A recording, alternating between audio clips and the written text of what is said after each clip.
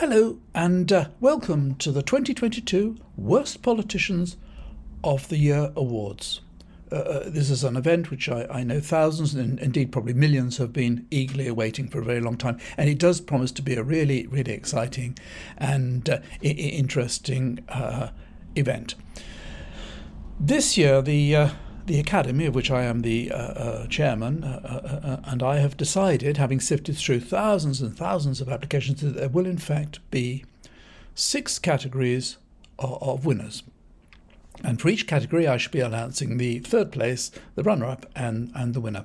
The categories are the most ridiculous politician of the year, the Michelle Mone, Lady Mone of Mayfair,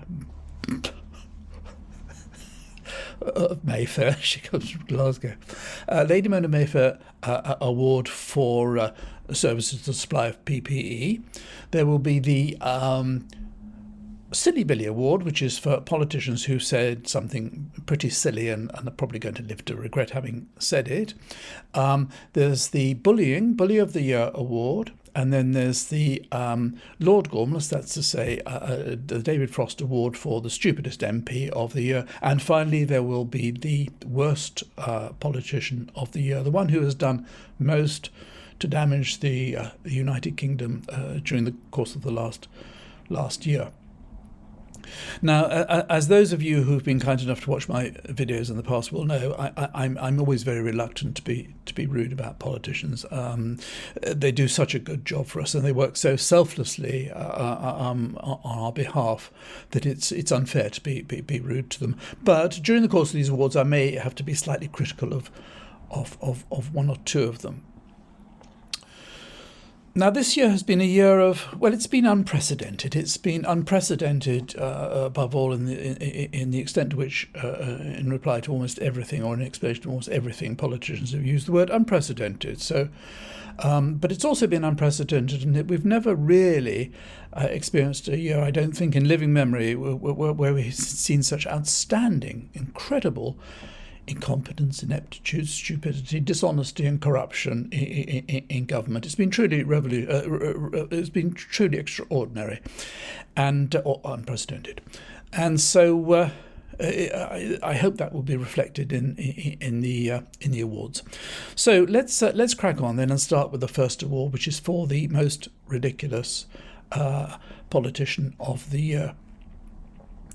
Now, the first, the third place winner of this award is somebody who, until a few months ago, believed he was cleverer than everybody else. A man of supreme arrogance and condescension. I think someone who just knew better than everybody else.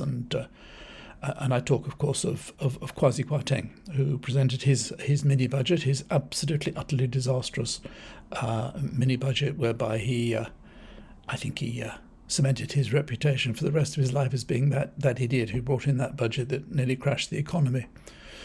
So he is the in third place. In second place, we have, of course, Mrs. Elizabeth O'Leary. She performs under the stage name Liz Truss on the comedy circuit.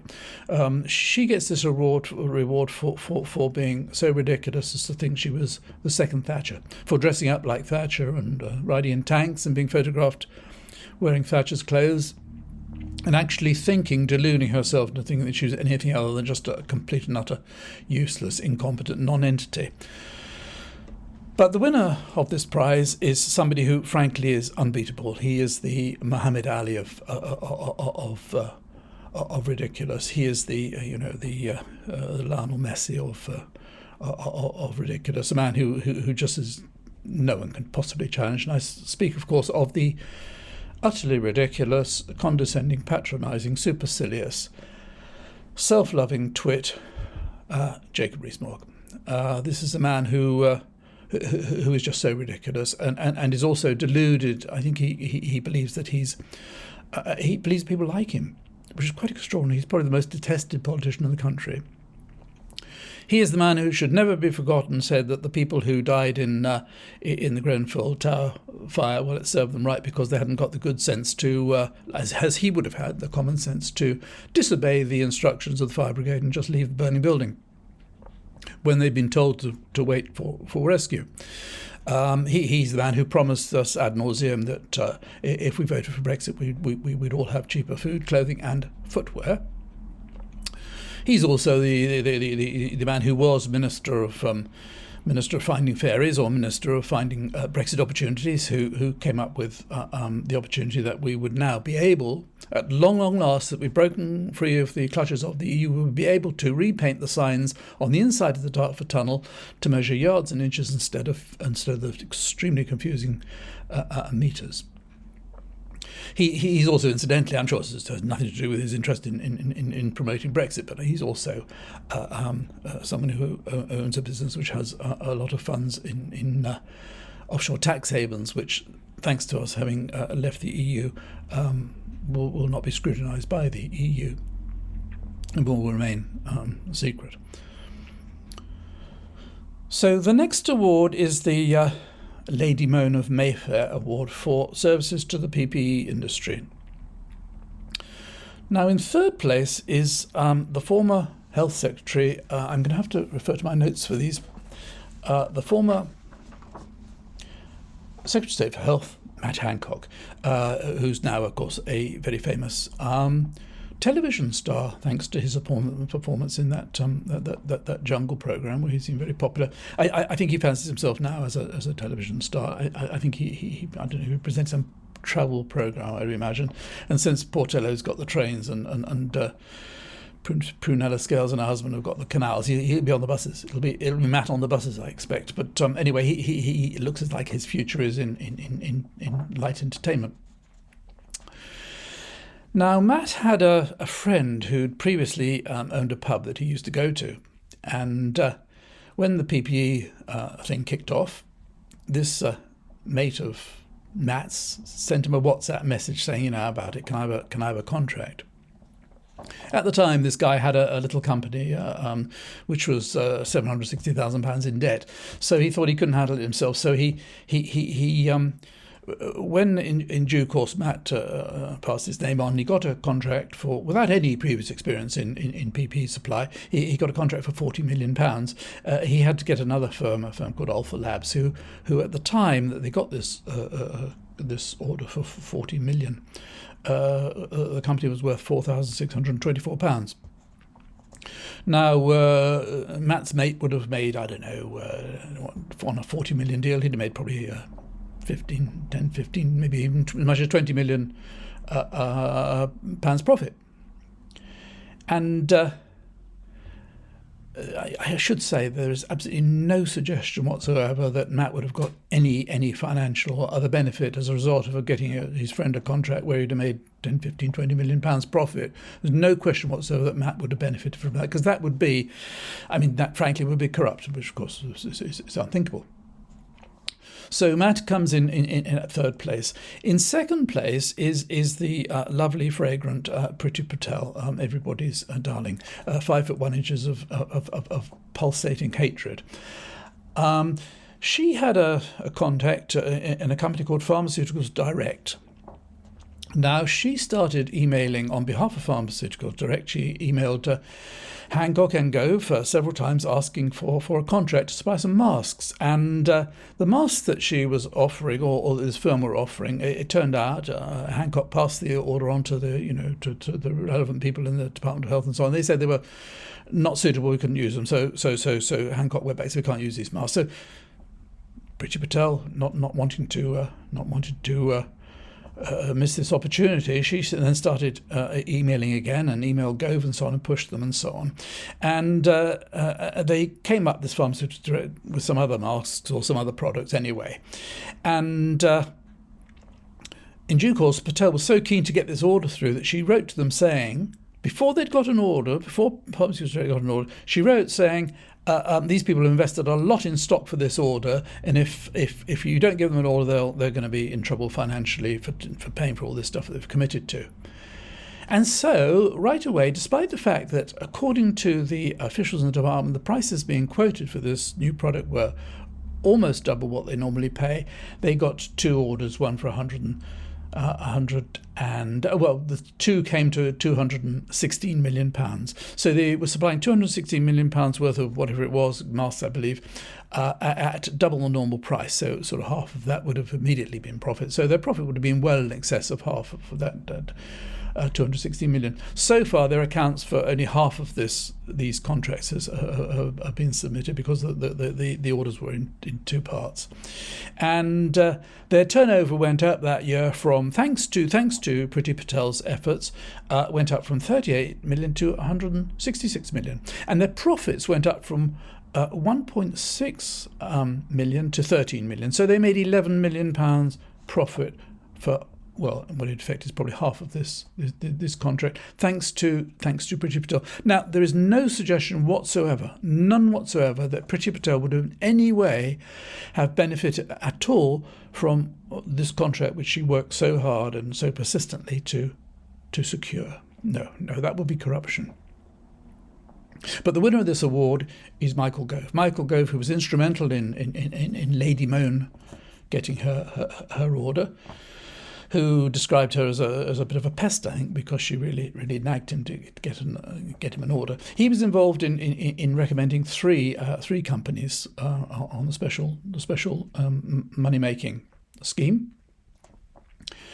One of those was a firm called Mellor Designs, owned by a man called Mr. Mellor, and he was contacted by Lord Bethell, who was involved in ordering PPE and so on. And I think they a lot of the correspondence was on private telephones and so on, and nobody really knew quite what was going on. In due course, Mellor Design, thanks to Michael Gove and to Lord Bethell, they got an order for I think it was 164 million, and their profits went up that year from £140,000 to 13.1 million. So they made 10 or 11 million pounds profit as a result of the order. Now, there is no suggestion whatsoever, and it would be quite improper to suggest that either Michael Gove or Lord Bethell in any way benefited from those orders, because that would be corruption. Incidentally, Mellor Designs did give Michael Gove £3,000 previously, obviously to get his favours, when he was standing as a leadership candidate for the Conservative Party. They'd also given £60,000 to the Conservative Party. I mean, I think generally speaking, it's a jolly good plan to invest by giving money to the Conservative Party, because you never know what's going to turn up, what favours you can get in return.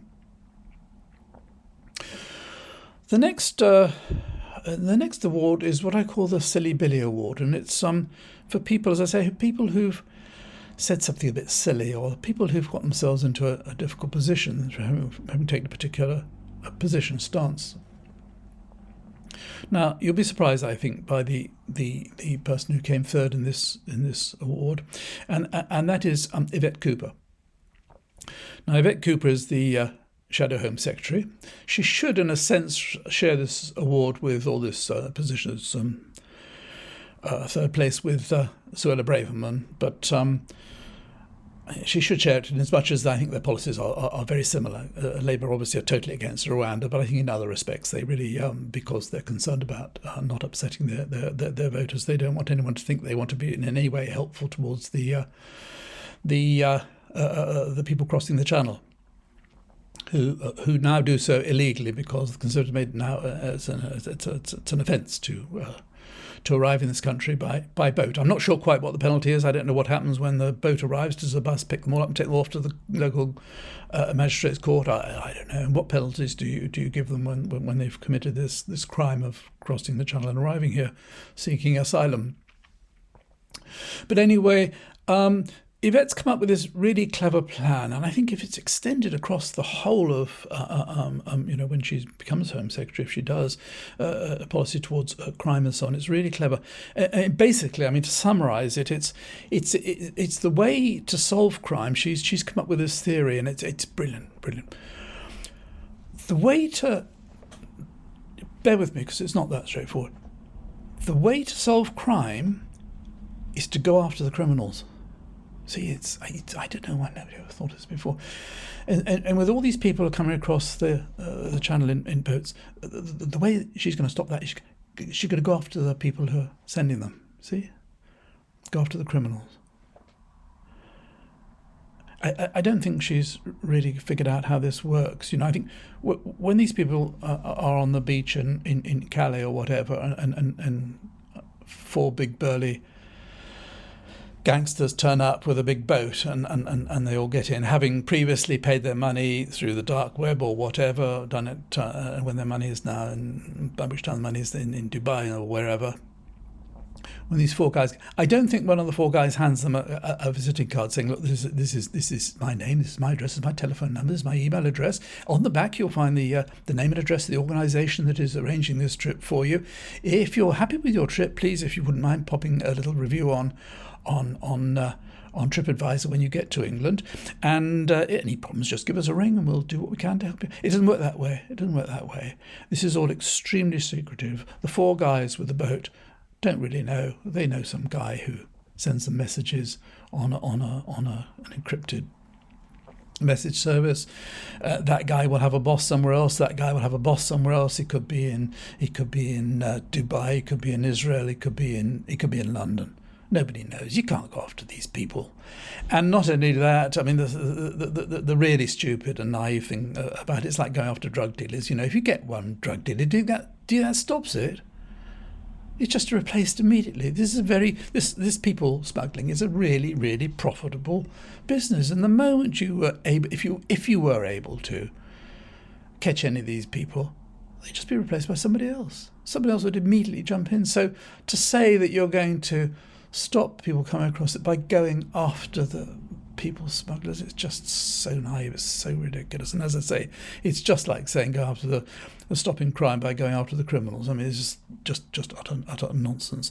She probably said it because she wants to keep people in the red wall seats happy that she's going to be as tough as Braverman, but it was a pretty stupid thing to say. The runner-up in this section, and I know I get lots and lots of comments because everybody gets a lot of people get very cross when I say anything negative about Sir Kier, but it is Sir Keir Starmer. Now, Sir Keir has made it absolutely clear that he's going to make a go of Brexit. He's going to make a success of Brexit. He said many times that under his government there will be no attempt to return to the single market or the customs union or to freedom of movement, and there'll be no question of us trying to return to the EU. Not, of course, that they would have us.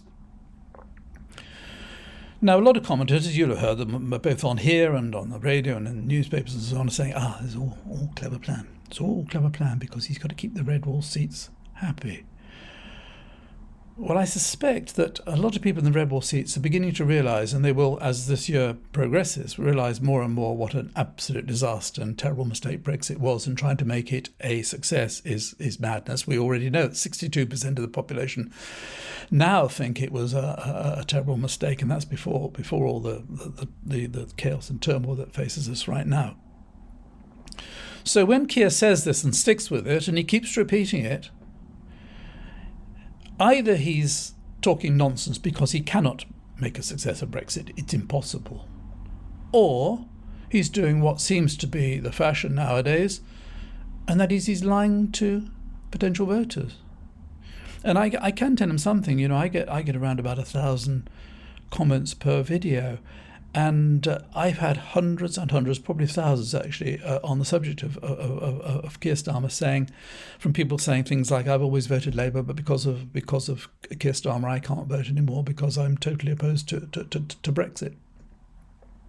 So I think he's foolish, and I think he's wrong. All he had to do, as I said before, is just keep quiet and say nothing. Just prevaricate, just say nothing about Brexit until such time as it was clear where the public opinion was that would have given him an option to some flexibility, but he's just shut the door, which is really stupid. But the winner of this award is this silly Billy, is Billy No Mates, or No Working Class Mates. Billy No Working Class Mates, that's Rishi Sunak. Now, Rishi, I think I don't know, maybe he wanted to be Prime Minister to impress his father-in-law or something, but I think he's made a big mistake. It's absolutely inevitable that he's going to go the way of his four predecessors and that Brexit will destroy him. And I think he knows he's not very popular. He's hardly ever in Parliament anyway. He's very much a numbers, a details man, a spreadsheet man. I think he's probably happier in his office doing his numbers, but he hardly appears in Parliament. He knows that the backbench MPs didn't choose him, didn't prefer him over Truss, and likewise all the membership of the Conservative Party much preferred Truss to him. He's not a very likeable sort of guy. And really, he has absolutely no chance whatsoever of making a success of Brexit or turning the country around, because the country is in such a state now, with the cost of living crisis, and which is not entirely a fault of Brexit, but with a desperate shortage of labour, with the cost of living crisis, with the strikes that are taking place and so on, and without a really strong support from his own party. I mean, there are plenty behind him in Parliament who'd like to stab him in the back or the front, for that matter. And I'm just certain his career as Prime Minister is going to end in failure, inevitably. So the next award is the Bully of the Year award. Now, bullying was something that didn't used to take place much in Parliament. I remember throughout my life I've never really heard of bullying being carried out much in Parliament. I'm sure it's always happened to a certain extent. It always happens everywhere. I mean, people are always going to bully other people if they're that sort of character. But sort of openly bullying in the way that we've witnessed it with this particular government, it started really with Priti Patel. I mean, she got a hat trick. She was accused of bullying in three different departments, and she was found guilty by the ethics advisor, and Boris Johnson just said he had 100% confidence in her, and so that then officially made bullying acceptable. Whether Johnson's decision had anything to do with the clandestine trip she made to Israel whilst he was Foreign Secretary, which Theresa May, who was then Prime Minister, didn't know about it, where she met secretly with the Prime Minister of Israel and lots of top government officials, and who knows what was discussed. Whether that had something to do with the reason why Johnson didn't sack her, no one really knows. But the third place in this particular award this year goes to Spider-Man himself, Spidey. That's Gavin Williamson. This is a man who was a failure as Defence Secretary. He was as Defence Secretary, he was thought to have leaked certain confidential information and was obliged to resign because of that. As Education Secretary, he presided over all the utter chaos of the exams during the pandemic. He was then made, or he's been made by Sunak, the Minister of that portfolio, just putting him in the cabinet. Why? Heaven knows why. But then subsequently he's been accused of bullying by sending intimidating and abusive emails to various people, in particular the Chief Whip. And so he's been obliged to resign for bullying. There were other accusations of bullying as well. So he's I think one could say he's a bit of a bully. Second place in the bullying, the runner-up is Suella Braverman. Now, she's not actually been accused of bullying by any of her officials or anyone in her department, any other politicians, but I think you can pretty well say it's only a matter of time. I mean, she is just very much the same mould as Priti Patel, and she has the same passionate hatred of immigrants who want to do just what her parents and Patel's parents did, and come to this country and try and make a better lives for themselves. She likes bullying weak people. She likes bullying particularly asylum seekers, and it is her dream and her passion to send them all to Rwanda. But the winner of this award by a long way is a man who has really he's surpassed everybody in terms of accusations of bullying. He's been accused by 8 different individuals of bullying and is currently being investigated, and that is Dominic Raab. Dominic Raab, who another man who's just boiling with anger. John Crace, the wonderful Guardian correspondent, sketch writer, always refers to Raab as the serial killer. He suggests he has bodies in his freezer, but you can see he's very angry, and this is a question of behaviour, of morals and so on, bullying, and Raab is not. He's not sort of agricultural. He's not transport. He's not defence or anything like that. He is the Justice Secretary, and the Justice Secretary who sits on the front bench while Sunak's answering PMQs and whatever, bold as brass, with those little veins throbbing on the side of his those sort of the sort of veins of rage that are pulsing on the side of his forehead, as it sits there as bold as brass when he's being investigated for eight separate accusations of bullying. He wins this award by a landslide. So the next award is the Lord Gormless. That's to say, the David Frost award for the stupidest MP of the year, and the third place goes to 2 MPs. Both whom are remarkably stupid. The first one is Neil Parish. He's the gentleman who was found looking at pornographic photographs of tractors whilst in the House of Commons. Thank goodness it wasn't combine harvesters, but nonetheless, he having been found looking at pictures of tractors, was obliged to resign. I think he's stupid because, frankly, if you want to look at dirty pictures of tractors, you don't have to do it in the House of Commons. But anyway, that was the end of him. The second one is Chris Pincher. Now, Chris Pincher was he was appointed, I think, Deputy Chief Whip by Boris Johnson when Boris Johnson knew that he had a certain amount of record. He was known for committing certain not exactly offences, but they were offences, yes. And he got into trouble because he got a bit drunk one night in a private members' club, which was frequented by particularly by Conservative politicians, where he was accused of groping another male member of Parliament inappropriately. This really led to Johnson's demise, actually. It certainly hurried it at any rate. But as it happens, Mr. Pincher is still a member of Parliament. The runner-up in this category is Lee 30p Anderson. Now, Lee, I'm going to say a little bit about him because he's quite a character. He's what you might call thick. But he's now a member of Parliament, and he's always available to answer any questions. He's happy to give some vacuous, xenophobic, bigoted remarks about almost any subject, completely full of himself. He got the nickname 30p because he said it was perfectly possible for a person to prepare a meal for 30p. Now, Lee was a Labour councillor in his, I think it was his hometown of Mansfield in Nottinghamshire, and he was there for several years.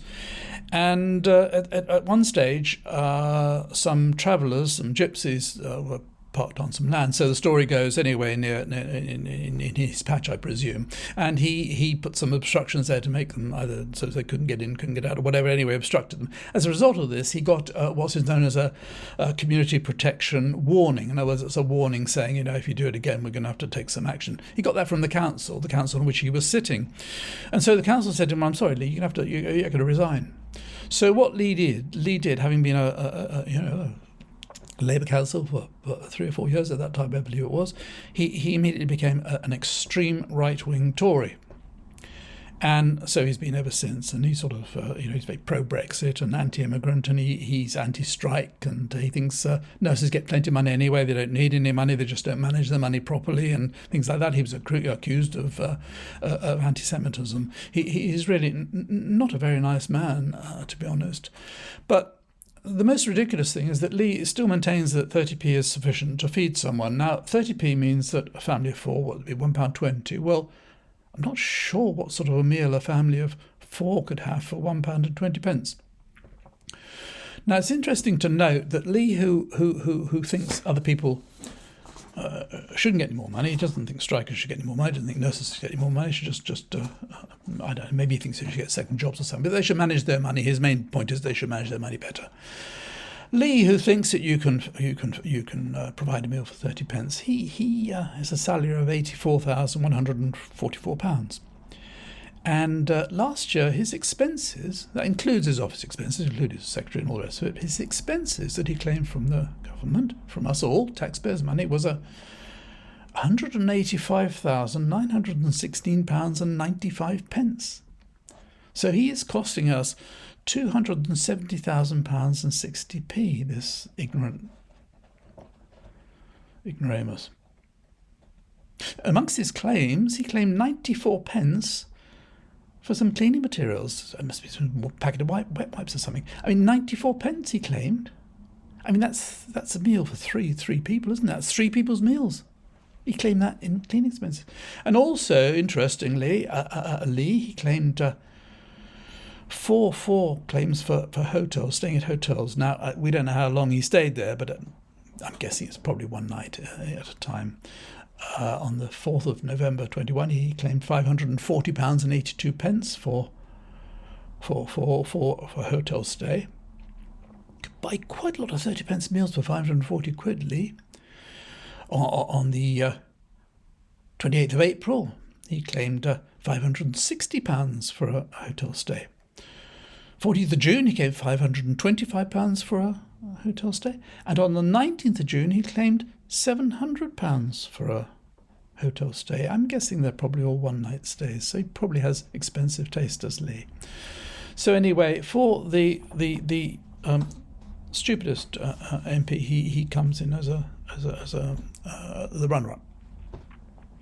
The winner of this award for the stupidest MP of the year goes to not one but a whole group of MPs. It goes to the Democratic Unionist Party. This is a little Sir Geoffrey Donaldson and his posse of heavies who always look rather like extremely angry, slightly inebriated committee of bailiffs who are having a bad day, and really a very aggressive lot, a very angry brigade.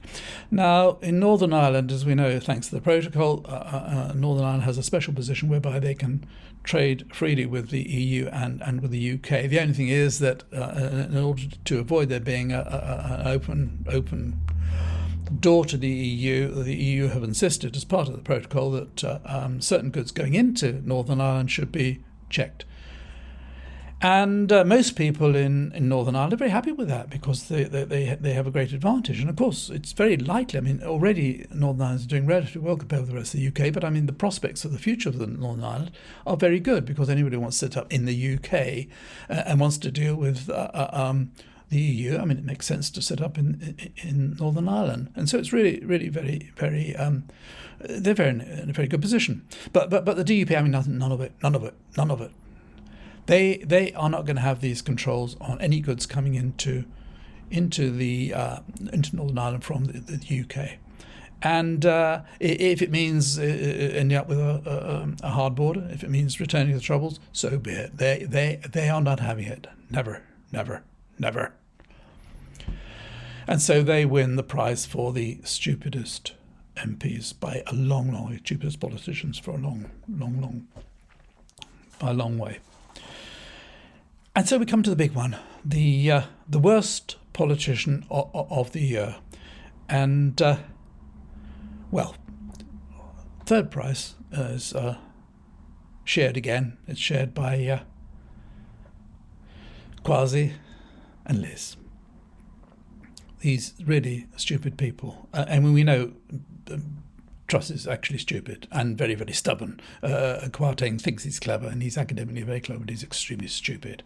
Both people have completely destroyed their reputations by going ahead with policies that they had discussed in the book that they wrote jointly with Patel and Raab back in back in the past, the famous book Britannia Unchained, in which they describe British workers as some of the laziest and work shy in the world. Anyway, they get it for being so stupid, for not even listening to the OBR, not taking any proper advice from anybody, because they both knew best. Clever. They knew what was right, and the right thing to do was to cut taxes for their rich friends, and that was the way to get the economy going. And of course, we all saw what a catastrophe it was. Kwarteng gets particular mention because on the only occasion, I mean, they both have gone to hiding. I don't know where they're hiding now, but they're both, you never see either of them. But Kwarteng did come up for a rare interview a few weeks ago, in which he said that no, nothing to do with him. No. Despite the fact that he may be going around, after he made the statement, going around telling everybody there are more tax cuts to come, he said, no, nothing to do with him. It was Liz. It was Liz. She did it. She wanted to go too fast, and he was totally against it. He did it all the same, though. In other words, he hadn't even got the dignity or the good grace to accept his part, his responsibility for his part in this utter fiasco. The runner-up, which I have to mention as the person who's done most damage to the UK economy, I mean, going back to Truss and Kwarteng, at least the damage they did was limited. I know everybody is paying more. A lot of people are paying a lot more for their mortgages. We are paying as a country more to borrow money because of their stupidity and because of the loss of confidence that caused. But no, going on to the runner-up, somebody I'm not going to joke about, the person who's done more damage than anybody else but one, and that is Putin and his dreadful war, and let's all hope that ends quickly. So the winner, the person who's done more damage to this country, probably than anybody else in living memory, the person who has caused the ruin of our economy, has caused massive divisions in society, has caused much of the problems we're having to cope with now, who's responsible for the fact that we've these desperate shortage of workers, the fact that our exports to the EU have collapsed, the fact that we've no longer any inward investment, or that inward investment is collapsing, the fact that generally speaking our reputation has been absolutely trashed, that we are in fact the laughingstock of the world. The one person who is responsible for all of this, and who brought all this about for one reason alone, and that was for his own personal advancement, and that is the winner of the worst politician of the year this year and for the past 3 years, and that is, of course, is Boris Johnson. So that's it for another year. If you found that of any interest, or if you like my videos, if you wouldn't mind subscribing, I really would appreciate it. I'd like to do a lot more videos next year, and the more support I can get, the easier that will be. And so, if you've watched this far, thank you very much indeed, and kind of wish everybody a very happy New Year, and sincerely thank everybody who's followed me this year, and everyone who's commented and subscribed and so on. I'm very grateful, and I wish you all a very, very happy New Year. And so until next time, bye for now.